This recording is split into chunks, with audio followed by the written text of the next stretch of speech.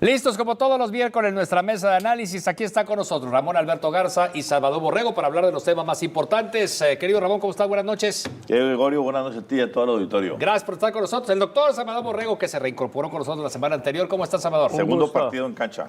Segundo partido de este año 2025. Así es. Un saludarte. Gracias por estar con nosotros. Un placer, para platicar siempre de los grandes temas. Bueno, pues cuántas veces en esta mesa hablamos acerca de la crisis política por la que atravesamos aquí en el estado de Nuevo León. Pues más de 2 años hablando de este tema, 28 meses con una fiscalía acéfala, aunque cabe mencionar que Pedro Arce hizo un buen papel como encargado de la fiscalía, pero pues muchos problemas que no se corrigieron o que no pudimos resolver debido a ese conflicto político que hubo entre Poder Ejecutivo y Poder Legislativo. Pero ¿qué fue lo que sucedió? ¿Cómo es que se logra entonces salir de ese hoyo que era cada vez más profundo, Ramón Alberto? Gregorio, la buena noticia, doctor, es que pues ya hay acuerdo, que finalmente hay presupuesto, que finalmente pues el presupuesto fue negociado y no fueron los 17.500 millones, sino 8.000 millones de deuda. De la deuda.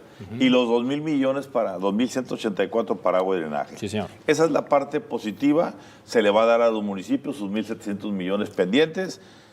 Y como diríamos en italiano, tutti felici, tutti contenti. Esa es la parte positiva, ¿sí? Incluyendo el asunto de que van a diluir por ahí los llamados juicios políticos para Samuel García. La mala noticia es que esto tuvo que negociarse no en Monterrey, no en Nuevo León, sino en la Ciudad de México, con la presidenta Claudia Sheinbaum y con un enviado plenipotenciario, como es el subsecretario de Gobernación, César Yáñez.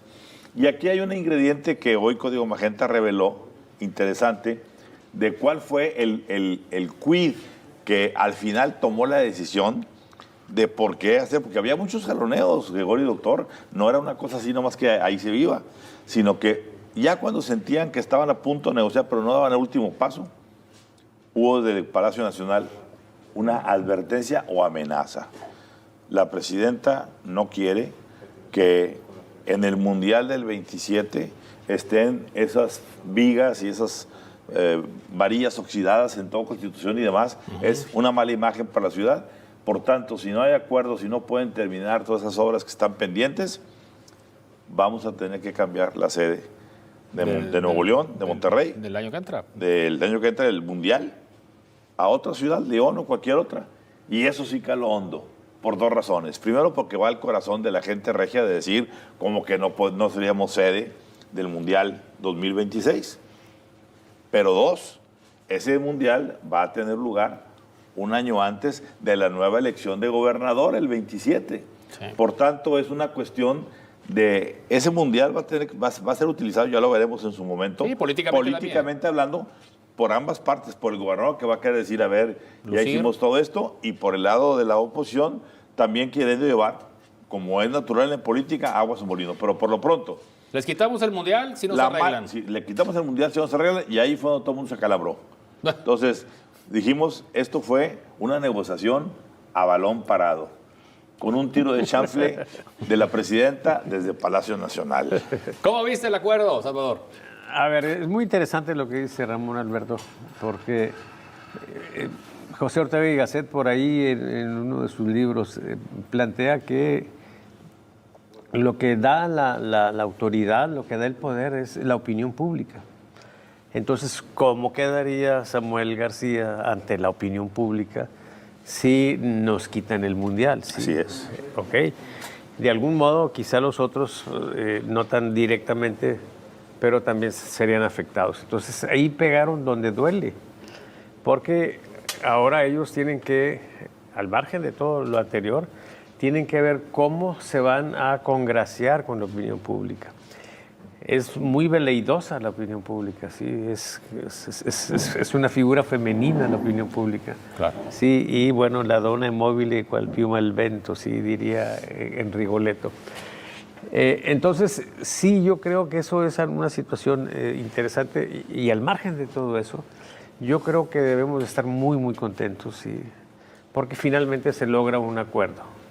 Y finalmente vamos a entrar pues, a una situación de racionalidad, porque se veía mucha víscera este Sí, fue tema. creciendo mucho, ¿ah? Sí, y entonces, bueno, la presidenta pues conminó, sí, esa dijo? palabra que ahora se está haciendo famosa, sí, porque conminar quiere decir quiero esto, pero si no, entonces algo te va a pasar.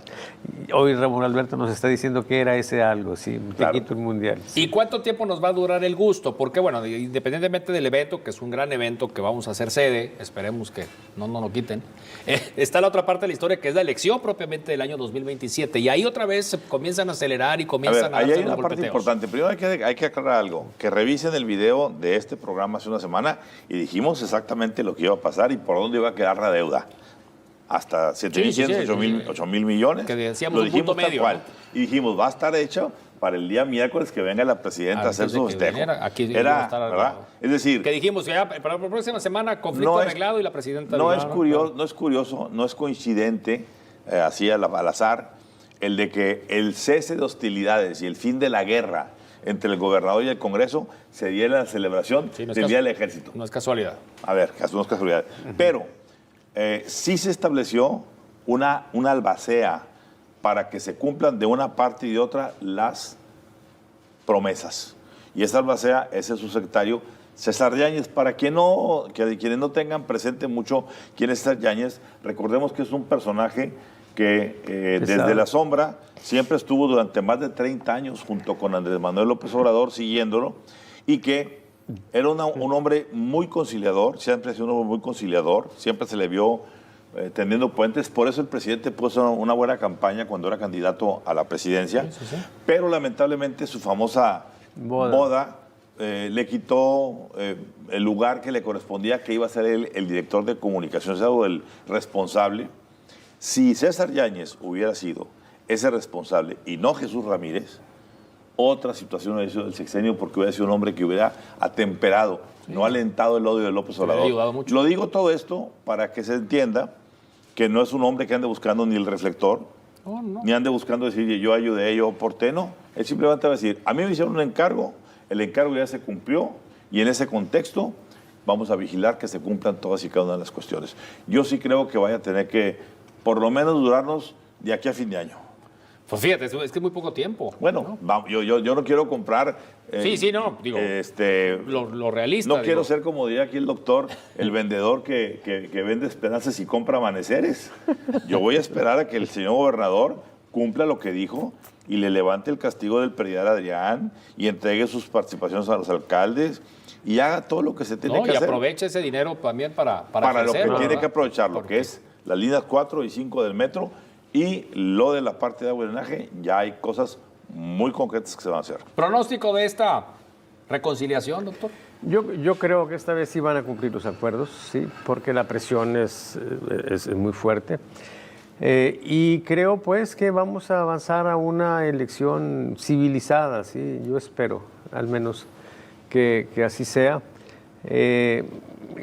Creo que esta situación deberían de aprovecharla ellos mismos, porque aquí no hay perdedores ni ganadores, ¿sí? O sea, en todo caso hay vencedores, Claro. porque cada quien obtuvo de algún modo lo que estaba requiriendo, lo que estaba exigiendo.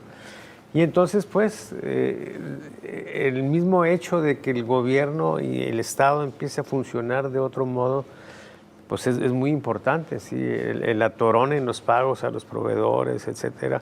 Todo eso, en el momento en que empiece a fluir el dinero, pues, Claro. pues vamos a tener una condición muy adecuada, muy provechosa para el Estado. Y que no se nos pase el tema de la fiscalía, que fue el fiscal Bueno, general. A ver, en la fiscalía es muy claro. Fue un fiscal de mutuo acuerdo, ¿sí? Si bien es cierto que Javier Flores, un hombre respetado en los círculos jurídicos legales, institucional, trabajó en su tiempo con todo el equipo de Adrián de la Garza en la Procuraduría y ese tipo de cosas. También es cierto que es cercano o es amigo del padre de Samuel García, lo que establece que hay un doble puente de comunicación y no fue vetado por el lado de Samuel. Pero siempre estuvo como opción. Ah, no, sí, siempre estuvo Sí, como opción. estaba en la lista de los 63. Y no lo aprovecharon. Sí, pero ya ante estas circunstancias y puestos contra la pared, Claro. ¿cuál es el que menos te incomoda? Pues, claro. Y yo creo que ahí el papá de Samuel debió haber dicho, mira, hijo, este hombre es bueno, es una gente con la que podemos dialogar, va a tener la frontera de poder decidir y poder articular. Y la parte del grupo prianista cumplió con su parte de decir, pasamos la terna, y el gobernador terminó palomeando. ¿Juicios políticos? Esa es la parte que a mí me preocupa, porque ojalá que todo esto no pase por el asunto de la impunidad, porque sea muy triste que una moneda de cambio pues, fuera la impunidad. Que se haga lo que se tenga que hacer. Lo que yo tengo entendido es que van a llegar únicamente a algunas amonestaciones económicas. Sí, no alcanza para la inhabilitación o destitución. Y no alcanza, lo dijimos la ocasión anterior, también porque recordemos algo. Parte de este proceso pasa por el hecho de que Morena se alinea con el gobernador Samuel García. Y eso lo comentaremos ahorita en lo que fue el festejo del Día del Ejército. Pues no fue nadie de ellos. Ahorita lo platicaremos. Ahorita lo platicamos ahí. A ver, pasamos al tema ambiental, a ver, que también tiene que ver con que no se dijo nada en el evento del Día del Ejército, pero hay un SOS ambiental. Digo, a mí me dio gusto por la organización, el Observatorio Ciudadano de Calidad del Aire, que pues lideraron ese movimiento a través de las plataformas digitales, las conferencias de prensa. Están también pues los grupos ecologistas que son madres de familia de algunos colegios de la zona metropolitana de Monterrey, primordialmente. Pero bueno, yo respiro. ¿Te acuerdas de aquel movimiento que hubo hace algunos años? Comité Ecológico se llama, escolar. Sí. Bueno, finalmente, estamos en una emergencia. Hoy no se dijo nada y pues se crea burocráticamente otra dependencia, otro departamento que se supone que van a trabajar en coordinación, lo vuelven a anunciar con bombo y platillo. ¿Qué podríamos esperar otra vez? ¿Qué pronóstico habría de esto, Salvador? A ver, hay algunos sectores, que pues tienen o tenemos el privilegio de estar encerrados en casita o en la oficina, desplazarnos a los lugares a los que tengamos que ir con un vehículo cerrado. Pero hay personas que están esperando el camión 2 o 3 horas, inhalando todo eso. Y el impacto de ese tipo de exposiciones es muy fuerte. Hace algunos meses yo pregunté si habían ido al médico y si el médico les comentó que el problema que traían era un problema derivado de la condición ambiental en la que calidad estamos. del aire. Y el porcentaje era de veras preocupante. Entonces sí, yo siento que este es un tema que no se ha tratado con la debida prioridad, relevancia que tiene. Y bueno, pues ya urge que se atienda. ¿Sí? Urgente. Yo siento que ya no es ni triste ni lamentable, Gregorio. Es trágico lo que está pasando con la calidad de aire de Monterrey, y siento que ni las autoridades estatales ni las federales han hecho el mínimo esfuerzo. A ver, no hablo de que un esfuerzo estemos al 10%, al 20%, absolutamente nada. El gobernador como candidato puso como prioridad número 1, acuérdate, recordemos que él fue a la refinería y se plantó como candidato, dijo que llegando a ser gobernador, esa iba a ser su prioridad. No hemos visto nada. Y luego la presidenta también, cuando vino como candidata, dijo que yo me voy a encargar del área de Monterrey. Ya pasó un buen tiempo y no vemos claro literalmente, porque el área está nos estamos nubilando. A ver, hay acciones muy concretas, Gregorio y doctor, que se pueden hacer, pero ya, no hay que esperar estudios. Lo hemos dicho y lo repito por enésima vez aquí. Si dejan de enviar, ¿qué es el problema de la refinería de Cadereyta? Que es de las pocas refinerías, creo que son 2 nada más en el país, que pueden refinar el petróleo crudo pesado, que tiene altas cantidades de azufre y produce una gasolina de no tan elevada calidad, que es la que se queda también en Monterrey y en todo el norte del país. Entonces, doble impacto ahí. La combinación de generar una refinación sulfurosa, el combustóleo, que es un subproducto, que van y se lo venden a las empresas de Monterrey para que usen como combustible y sigan contaminando, y la gasolina de mala calidad, a ver, se resuelven con una sola cuestión: dejen de mandar petróleo pesado a Cadereyta. Claro. Si eso no lo hacen y prefieren tener alimentando una refinería con petróleo malo, por encima de la salud de los regiomontanos, que como bien dice el doctor, ya es dramático. A mí me toca ver también en muchas reuniones cuadros el clínicos. comentario de niños, jovencitos, gente adulta, no se diga adultos mayores, y esto tiene que pararse ya, y yo creo que en conciencia los regiomontanos tendríamos que ponernos las pilas y hacer una exigencia más elevada, más pública y más contundente. Desafortunadamente, pues hoy no se hizo algún pronunciamiento público. Era de esperarse. Eso es triste. O sea, ¿a qué vinieron? ¿Anunciar el aumento de salario a los miembros del ejército? Hablaremos ahorita del tema. Corte comercial, enseguida regresamos para platicar justamente Día del Ejército Mexicano. Hay una lámina muy interesante de seguimiento a las estadísticas de homicidios y cómo va el tema bilateral México-Estados Unidos, y con esa declaratoria que ya se hizo oficial Hoy, por parte de Estados Unidos, los cárteles mexicanos son organizaciones terroristas. Regresamos en un momento.